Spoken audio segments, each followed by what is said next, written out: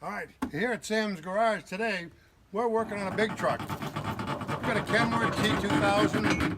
It's a great truck. It's got an N14 Select Plus Cummins in it, 3 separate cylinder heads. It's got the 3-position Jake brakes on top of the heads. This engine's been gone through and it runs great.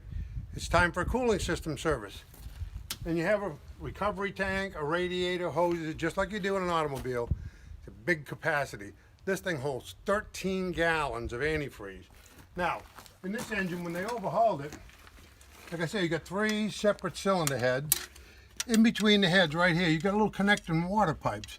And they're held to one head with a bolt and a little C-clamp. And there's O-rings right here. And you got another set of O-rings on each side of this one. Here and here. Well, they've been dripping a little bit.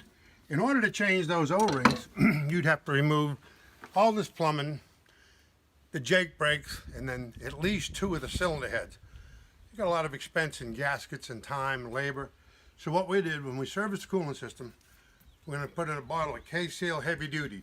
Now the K-Seal Heavy Duty bottle will treat up to 60 quarts. That's 15 gallons. More than adequate for this. In a diesel like this is a wet liner engine with seals at the bottom of the liner, and the coolant flows around the liner, and you can get what they call cavitation, where it pits the liners. So there's a chemical additive. This is DCA4. That's a Cummins product they recommend for this engine. And you add it to the cooling system, prevents foaming and corrosion and all that kind of stuff.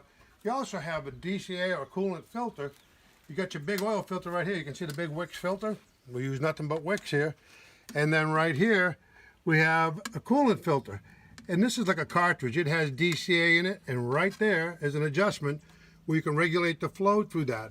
As the engine runs and the coolant circulates through the engine, goes through that filter, and that replenishes any DCA loss to protect your cooling system.